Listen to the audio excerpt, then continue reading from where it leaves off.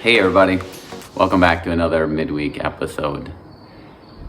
Did you know that the single greatest health threat in America is not heart disease, it's not cancer, it's not smoking cigarettes, it's loneliness. It's people who don't have that intimate support system in their lives. And maybe you're feeling some of the effects of that. 58% of Americans admit to being lonely. And if you're in a leadership position, it's upwards of 70% of leaders feel lonely.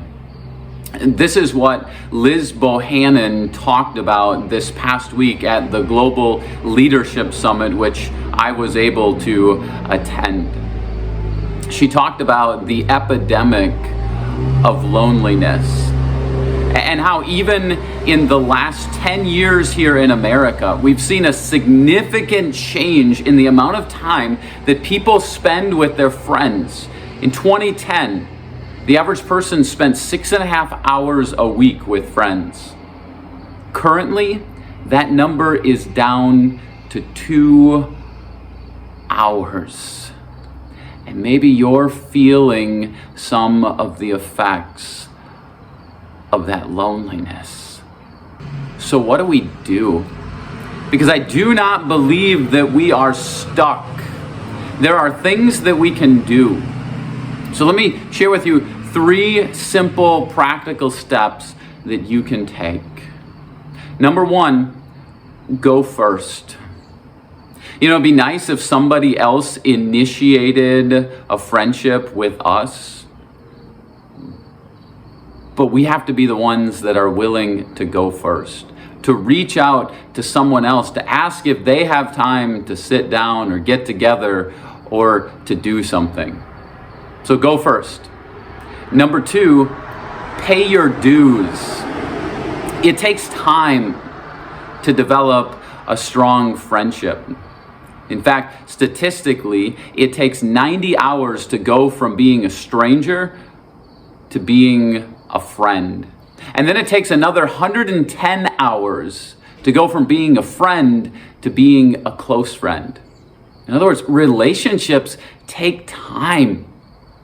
You have to be able to talk through things and learn to trust each other. And then number 3, develop the skill of reflective listening.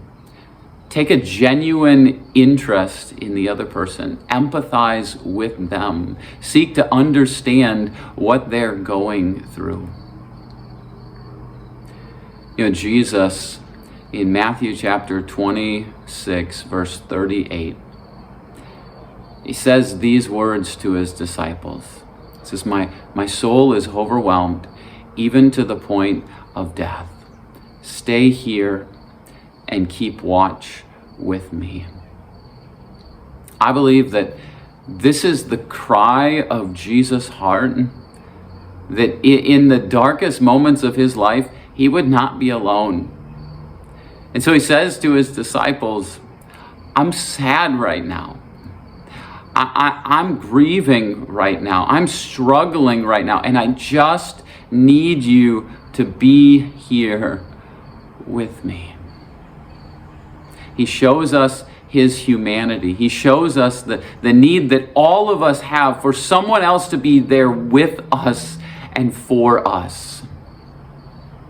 This is what we want to move toward as a church. This is what Jesus calls us to. This is biblical community. Living together with each other. This is how we overcome the epidemic of loneliness. So reach out to somebody today. Start a new friendship or continue to build and rekindle your old ones. Let's do this together as a church. Let's overcome the epidemic of loneliness. Thanks for joining me today. I'll see you again next time.